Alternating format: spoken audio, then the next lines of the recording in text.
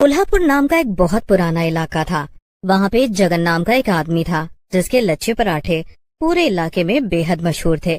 जगन के लच्छे पराठे खाने दूर दूर से लोग आते थे और वो भी अपनी दुकान में काफी व्यस्त रहता था। उसकी दुकान पे कई सारे नौकर चाकर थे, जिनमें से एक थी माधुरी। माधुरी जगन की दुकान पे लच्छे पराठे बनाने सीखने आई थी, लेकिन उसका अच्छा काम देखकर जगन ने उसे अपनी दुकान पे ही काम पे रख लिया था।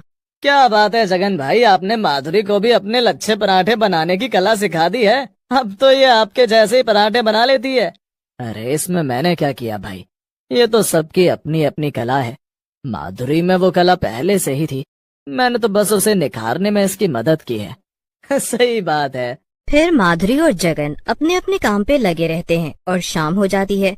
शाम को जगन दुकान बंद कर देता है और माधुरी भी अपने घर के लिए निकल पड़ती है। वो अकेली रहती थी और उसका घर पास में ही था। ओहो, आज तो बड़े ही ग्राहक थे दुकान पे। कितने सारे लोग आए हुए थे लच्छे पराठे खाने के लिए। मेरे तो हाथ ही दुख गए पराठे बनाते बनाते। अरे अरे तो आओ, मैं तुम्हारे हाथ दबा दूं मेरी मधुरानी। माधुरी पीछे मुड़कर देखती है तो वहाँ पे बिरजू खड़ा हुआ था। वो एक नंबर का आवारा किस्म का लड़का था और वो काफी वक्त से माधुरी के पीछे पड़ा हुआ था। वो माधुरी से शादी करना चाहता था। अरे तू फिर आ गया लफंगा, तुझे कितनी बार समझाया है कि मुझसे दूर रहा कर, लेकिन तुझे तो बात समझ में ही नहीं आती है। अरे क्यों भड़क रही हो तुम मधु, कभी कभार जरा प्यार से भी बात कर लिया करो ना। अरे मेरी जूती करे तुझसे प्यार से बात, और क्या ये मधु मधु लगा रखा है। मेरा नाम माधुरी है, माधुरी। फिर माधुरी गुस्से में वहाँ से चली जाती है और बिरजू हंसते हुए खुद से कहता है, अरे मेरी प्यारी मधु, कब तक मुझसे भागती रहेगी? एक न एक दिन तो तुझे मुझसे शादी करनी ही होगी। मधु बिरजू से बहुत परेशान थी। वो उससे शादी करना चाहता था, लेकिन मधु को वो बिल्कुल भी पसंद नहीं था। मधु अपने काम पर लगी हुई थी, लेकिन तभी वहाँ पर बिरजू आ गया। अरे तू फिर आ गया, तुझे एक बार समझाया ना, बात समझ नहीं आती है क्या? देख माधुरी, मेरी बात को समझने की कोशिश कर। अरे मैं तेरी सारी जरूरतों का ख्याल रखूंगा, तू एकदम रानी की तरह रहेगी मेरे साथ। मुझसे शादी करने के लिए हाँ कर देना। तेरा दिमाग तो ठीक है ना बिरजू, या फिर तू नशे में बात कर रहा है? भला मुझे तेरी कौन सी जरूरत पड़ने लगी? अरे मैं अपनी मेहनत से लच्छे पराठे बनाती हूँ और तेरे जैसे 4-5 निकम्मों से ज्यादा मैं अकेली कमा लेती हूँ। मुझे तेरी कोई जरूरत नहीं है और ये मेरी तरफ से तुझे आखिरी चेतावनी है। अब अगर तू मुझे दोबारा नजर भी आया ना, तो मैं पुलिस स्टेशन में तेरी शिकायत दर्ज करा दूंगी, समझा? इतना कहकर माधुरी वहाँ से चली गई, लेकिन बिरजू को बड़ा अपमानित महसूस हो रहा था। माधुरी ने उसे निकम्मा कहकर उसके मुंह पर एक बड़ा तमाचा मारा था। ये माधुरी तो बहुत ही घमंडी निकली। कहाँ मैंने इसे रानी बना के रखने के सपने देखे थे और कहाँ इसने मुझसे दुश्मनी मोल ले ली है। तो फिर ठीक है, बहुत घमंड है ना इसे अपने लच्छे पराठे बनाने के काम पर। अब मैं भी देखता हूँ कि ये पराठे कैसे बनाएगी। अगले ही दिन बिरजू ने अपने इरादों को अंजाम देने की ठान ली। उसे पता था कि लच्छे पराठों का आटा माधुरी ही गूंथती थी और इसीलिए वो सुबह जल्दी उठकर माधुरी के घर के बाहर पहुंच गया। माधुरी ने आटा बनाकर रख दिया था और दुकान पर जाने के लिए तैयार हो रही थी।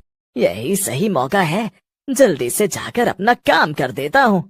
बिरजू खिड़की से अंदर कूद गया और उसने माधुरी के गुथे हुए आटे में एक पाउडर छिड़क दिया और वहाँ से बाहर निकल आया। माधुरी की बच्ची, अब देखता हूँ कि कौन खाता है तेरे लच्छे पराठे। बहुत घमंड था ना तुझे कि तू मेरे जैसे 4 निकम्मों जितना कमा लेती है। अब जब सारे इलाके के लोग तेरे पराठे खाकर उल्टियाँ करते घूमेंगे, तब देखता हूँ कि तू क्या करेगी। माधुरी इन सब चीजों से अनजान थी और रोज की तरह अपने काम पर चली गई, लेकिन 1 घंटे के अंदर ही जगन की दुकान पर बहुत भीड़ इकट्ठा हो गई।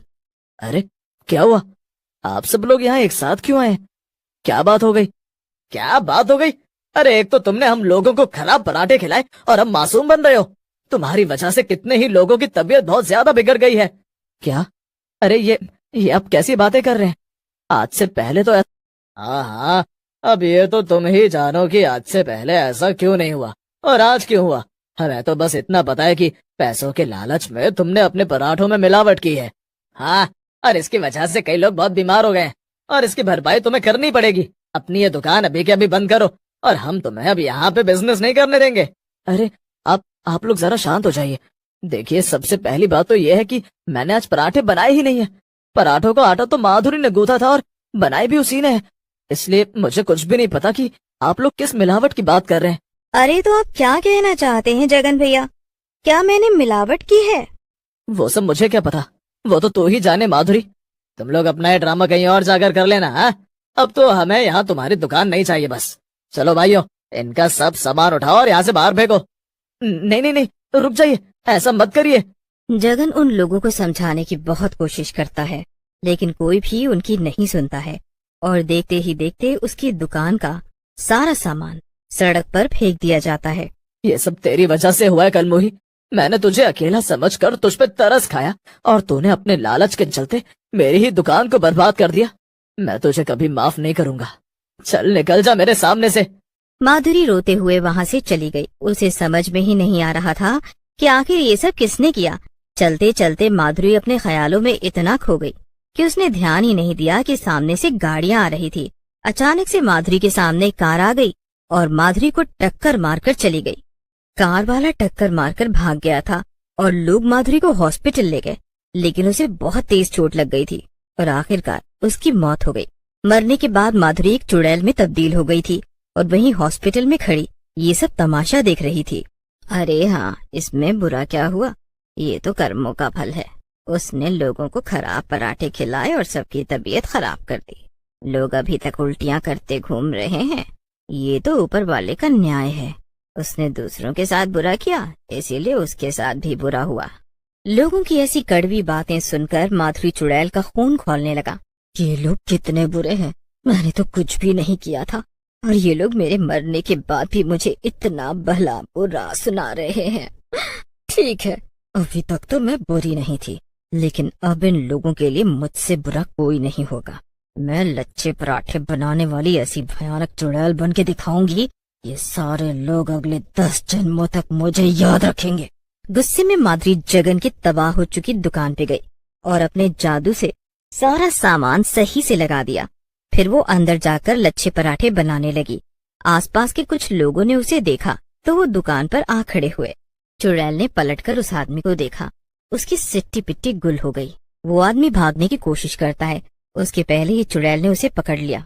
तुम लोगों ने मेरा बहुत दिल दुखाया है, अब मैं किसी को नहीं छोड़ूंगी। एक एक करके सबसे बदला लूंगी, लेकिन सबसे पहले तू खुद आया है मरने के लिए, इसीलिए मैं तुझे और भी खास मौत दूंगी। चुड़ैल गुस्से में एक बड़ा सा लच्छा पराठा उठाती है और उस आदमी के मुंह में ठूंस देती है। ये ले, खा और खाकर मर जा। मेरे पराठे मिलावटी नहीं थे, लेकिन अब मेरे यही पराठे तुम सबकी मौत का कारण बनेंगे। चुड़ैल गुस्से में उस आदमी के मुंह में पराठे ठूंसती ही जा रही थी और वो आदमी सांस तक नहीं ले पा रहा था। आसपास कई लोग जमा हो गए थे और वो भी ये भयानक नजारा देख रहे थे, लेकिन किसी की भी हिम्मत नहीं हो रही थी कि वो चुड़ैल को रोक सके। तभी वहाँ पर जगन आ गया। ये सब क्या हो रहा है? माधुरी, क्या ये तुम हो? हाँ, मैं ही हूँ और मैं अपना बदला ले रही हूँ। माधुरी, हम दोनों के ही साथ गलत हुआ है। तुम्हें भी अपने काम से हाथ धोना पड़ा और मेरी भी दुकान बर्बाद हो गई, लेकिन मुझे माफ कर दो। औरों की तरह मैंने भी तुम पर शक किया। मैं उस वक्त इतना ज्यादा परेशान हो गया था कि मुझ में बिल्कुल भी धीरज नहीं बचा था और मैंने तुम्हें उल्टा सीधा कह दिया। लेकिन मैंने पता लगा लिया है कि मिलावट किसने की थी। बिरजू ने। जगन की बात सुनकर चुड़ैल के साथ साथ वहाँ खड़े सभी लोग परेशान हो जाते हैं। जगन की बात सुनकर चुड़ैल का गुस्सा 7वें आसमान पर था। उसने जगन से कहा, जगन भाई, मुझे अभी के अभी उस बिरजू के पास ले चलो, मैं उसे नहीं छोड़ूंगी। मगर जगन के साथ जाने से पहले माधुरी कई सारे लच्छे पराठे बना लेती है और उसे पैक करके अपने साथ ले जाती है। थोड़ी ही देर में माधुरी और जगन बिरजू के घर पहुंच जाते हैं और बिरजू उन दोनों को देखकर दंग हो जाता है। चुड़ैल अपने लच्छे पराठे निकालती है और बिरजू को पराठे खिला खिलाकर उसे मार देती है। बिरजू को मारने के बाद माधुरी की आत्मा को भी शांति मिल जाती है और वो चली जाती है। इसके बाद जगन फिर से अपने लच्छे पराठे की दुकान खुशी खुशी